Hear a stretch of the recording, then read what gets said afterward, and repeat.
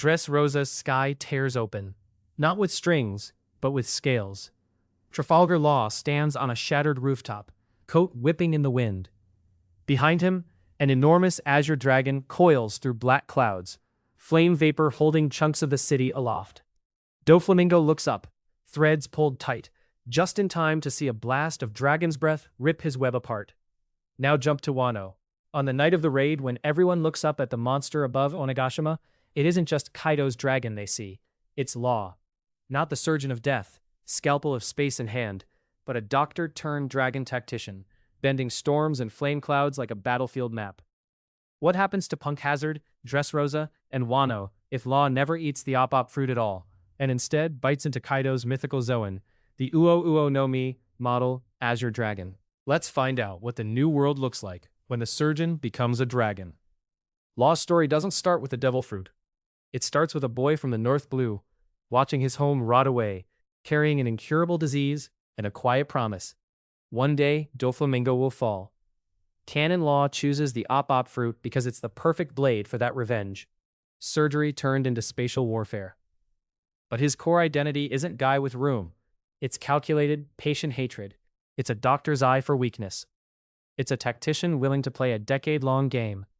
In this world, the fork in the road is simple. Somewhere in the underworld, a shipment of devil fruits passes through the Don Quixote network. The coveted op-op fruit never reaches Law. Instead, the crate that lands in his hands carries another monster, the Uo no Mi model Seiryu, the future crown jewel of Kaido's power. Law is still the same desperate survivor. He's still dying young if nothing changes. He still wants power strong enough to rip apart Doflamingo's empire. He doesn't know this fruit's history, only its price tag and one word: mythical. He eats. There's no room, no clean lines of surgical energy. There's agony, bones stretch, skin blisters, organs shift into a shape no human anatomy book has ever seen. The kid who wanted to dissect death becomes something far closer to it: a dragon. The Uo no Mi isn't elegant, it's overwhelming. The first transformation is a disaster. Limbs balloon into scaled trunks, claws shred the deck. An involuntary roar blasts his own crew off their feet. Tiny, flickering flame clouds stutter under his body, barely lifting him before dropping him in a brutal crash. But where Kaido rammed his way into mastery through raw force, Law does what a doctor does. He studies. He treats his dragon body like a patient and a test subject at the same time. He catalogs the changes, how his lungs expand to fuel blast breath, how his spine flexes when he generates flame clouds, where his new muscles bunch and strain. He tracks pain, duration, stamina costs like vital signs. Slowly, what was a curse becomes a system. Full dragon form is wild and draining, so he breaks it down. Partial shifts first, scales over key organs when bullets fly. A single draconic eye to pierce darkness and read movement. Claws that can hook a cannon and snap it like a bone. On the run from marines or rival pirates, he forces himself to use the fruit with purpose. Flame clouds to nudge his ship away from a barrage. A short, controlled blast breath to collapse a pursuer's mast. A quick hybrid form, human frame with dragon muscle and scales to smash through a blockade. Every skirmish is a lab session. The crucial shift is tactical. Canon Law prefers to stand behind a wall of room, operating from a distance. This Law is dragged forward by the nature of his power. His body itself is the siege weapon. So he adapts his style instead of his personality. The same cold planner, but now able to personally enforce his plans with claws and fire. He's still the guy thinking 3 moves ahead. He just has the physical force to make those 3 moves matter on a battlefield. By Punk Hazard, Law's reputation in the New World is different. He's still a supernova, still captain of the Heart Pirates, still the Surgeon of Death by title. But rumors now say he's something else entirely. A man who turns into an Azure Dragon and commands the sky. His objective on Punk Hazard doesn't change much. He wants Caesar. He wants to choke Doflamingo's smile pipeline and, by extension, Kaido's muscle. He wants leverage that can drag a heavenly demon into the light. What changes is how he executes. When the Straw Hats arrive, they don't stumble into a strange man casually swapping bodies with his room. They look up and see Law circling the island in partial dragon form, scanning from above. Aerial vision is his new map hack. From the sky, he sees the layout of Caesar's lab, the routes of the gas vents, the patrol rotations. Without room to teleport allies into perfect positions, he has to design a more traditional but wider-ranging plan. Choke points, ambush sites, Caesar's trump card, the lethal gas Shinokuni, loses a lot of bite against a fighter who simply doesn't have to touch the ground. When the gas erupts, Law shifts into hybrid form, generating sturdy flame clouds under his feet. With one clawed arm, he scoops up allies, his crew, smokers, straw hats unlucky enough to be caught, lifting them above the spreading poison.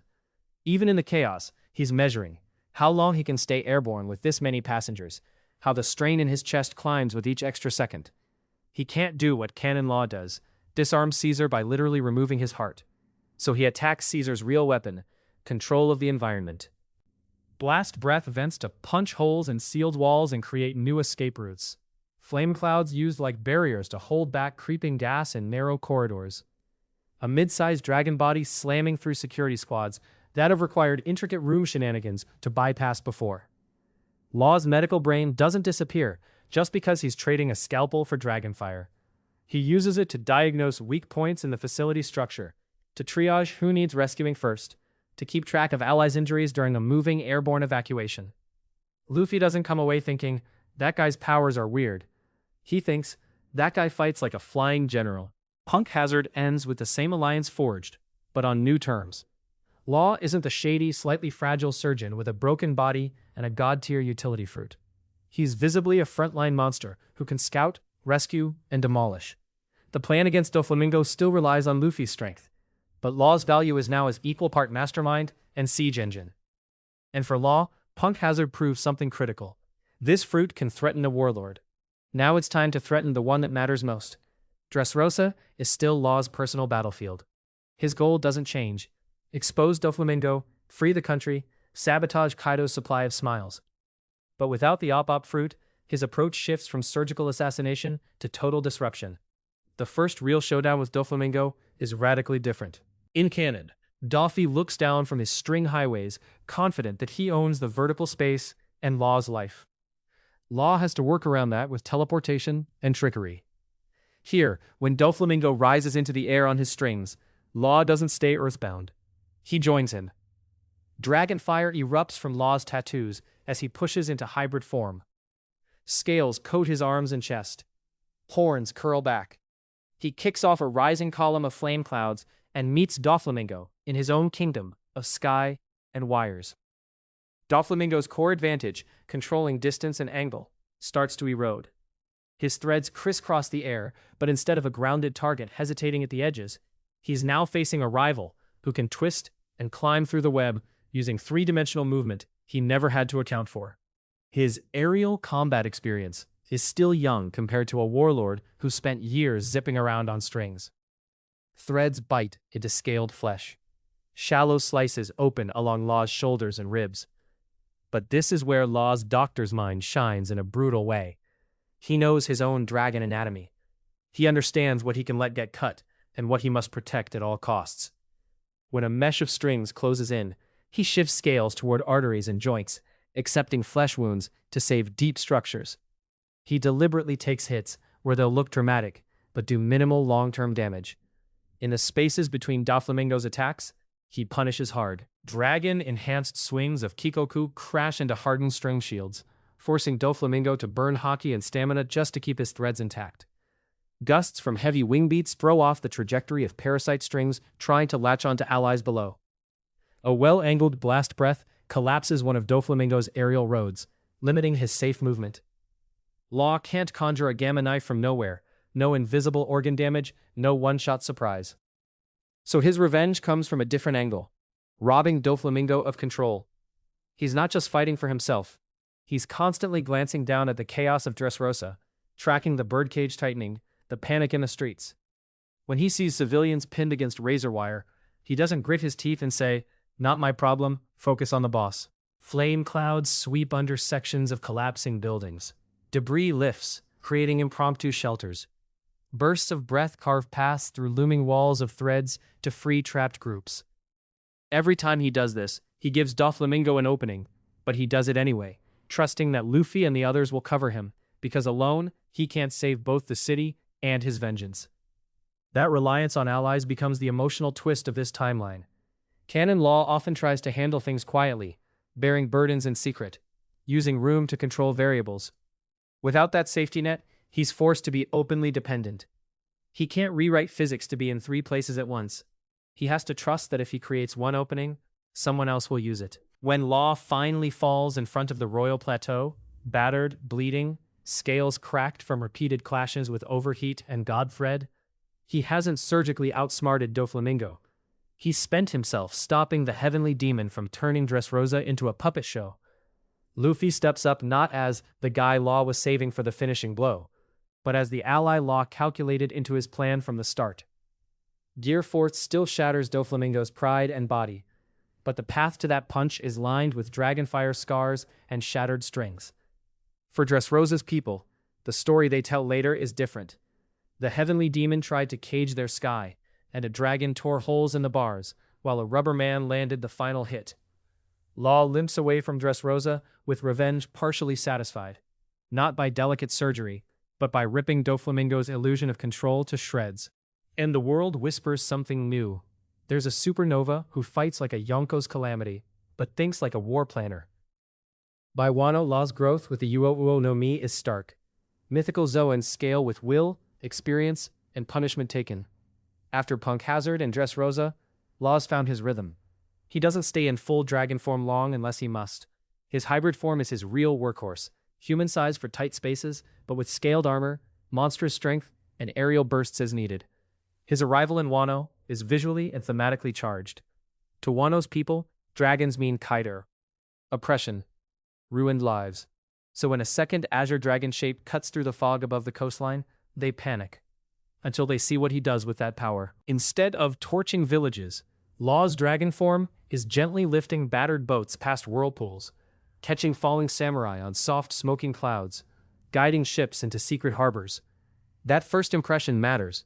This dragon flies in defense of the Kozuki name, not the beasts. Once inside Wano, Law's role in the rebellion shifts up a tier. In canon, he's the planner, the guy with the raid blueprint and the room-based solutions. Here, he's still central to the plan, but his dragon power lets him execute moves that have been impossible before. Need stealth infiltration into Onigashima? Law ferries small strike teams under the cover of storm clouds he kicks up around his own body, hugging the underside of the floating island. Beast pirate air units harassing ships? Law simply clears them. Hybrid form, wings beating, claws and kikoku carving through flying gifters. He doesn't need to be subtle. He just has to keep the skies from becoming a slaughterhouse before the raid even starts. The raid itself becomes a showcase of high-level mythical Zoan tactics, used intelligently. Inside Onigashima's fortress, Law uses his flame clouds as mobile architecture.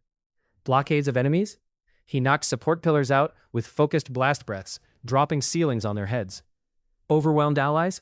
He punches holes in walls and uses small clouds to drag them into side passages. Fires raging, structures collapsing. He threads through the smoke in hybrid form, grabbing unconscious fighters in his claws, hauling them to safer zones. He's not a berserker. He's doing battlefield triage at the scale of an island. And then there's the rooftop. The roof piece showdown is still the legendary clash. Luffy, Zoro, Kid, Killer, and Law against Kaido and Big Mom. But Dragon Law on that roof changes the framing completely.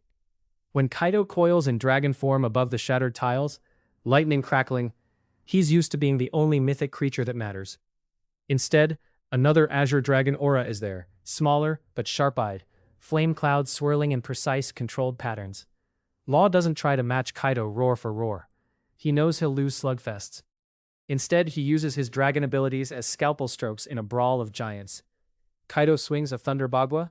Law meets it not with brute force, but with form shifting, human to hybrid mid-blow, scaling up one arm just enough to distribute the impact, minimizing breakage, while using the momentum to spin himself into a counter-slash with Kikoku. Massive Boro breath incoming? Canon Law might teleport allies away. Dragon Law can't, but he can throw his own blast breath at the right angle to deflect or disperse the blast, turning a lethal line into a glancing blow. When Kaido tries to dominate the entire sky, rising above the rooftop to rain destruction, Law follows in full dragon form for key moments. Not to outmuscle him, but to harass and limit lines of fire. cutting across his trajectory with tail strikes, stirring up storm winds, forcing him to keep reading another dragon instead of focusing purely on Luffy. Those dragon-on-dragon exchanges are more than spectacle. Symbolically, they're the fruit's legacy arguing with itself. Kaido embodies domination, a dragon as a symbol of despair. Law embodies calculation and protection, a dragon used to rescue and create openings. They breathe the same kind of fire, but for opposite ends. As Onigashima starts to fall toward the flower capital, Law's flame clouds get one last critical application. He's not strong enough to hold the entire island, even with his growth, but he doesn't have to. While others focus on stopping Kaido and Big Mom, Law breaks his attention into segments, stabilizing key chunks of debris, slowing the descent of sections most packed with fighters, nudging falling towers away from the densest crowds below. It's the doctor in him, scaled up. He can't save every cell, but he can keep the vital organs alive. When Wano's dawn finally comes, the silhouette people remember is Luffy's fist connecting with Kaido's jaw, but they also remember that when the sky split, there were two dragons, one crashing down in defeat, one still in control of his own fall, curling into human form on a battered dragon cloud, already checking who's still alive. So, what does this swap really do? On paper, giving Law Kaido's fruit looks like a straight power buff. Mythical Zoan, insane durability, flight, area destruction, battlefield mobility. It's obviously more Yonko style than the Op fruit. He loses room, shambles, countershock, gamma knife. No instant teleporting allies. No perfect surgical rescues. No internal damage that ignores armor. A lot of the wildest, most creative Law moments in canon vanish from this version. No slicing a mountain-sized meteor into pieces. No rewriting the battle layout in an instant. In exchange, he becomes something else. A commander who doesn't need ideal conditions to matter. A doctor who does triage on islands instead of operating tables. A tactician whose moves are visible in the shape of clouds and the flight paths of allies, not just the echo of room. Punk Hazard becomes a testbed where he proves he can neutralize environmental threats with raw mobility. Dressrosa turns into a storm war in the sky, where he dismantles Doflamingo's control rather than his organs. Wano becomes the story of a country with two dragons overhead, one tyrant, one reluctant guardian. Is Dragon Law stronger than Canon Law? In raw battle, probably yes, especially early on. He can survive more punishment, influence bigger areas, and put real pressure on top tiers even without perfect setup. But, in versatility and pure hacks creativity, the Op Fruit Law is still king. Canon Law is the miracle surgeon, quiet, terrifying when he says room, the guy who turns impossible situations into operations. Azure Dragon Law is the war doctor, loud, unavoidable, turning whole battlefields into his patient. So now it's your turn. If you had to face one of them, which would you pick? The Surgeon of Death who can rewrite space around you, or the Azure Dragon Tactician who can turn the entire sky and ground into his operating room? Tell me in the comments which version of Law you think is more dangerous overall,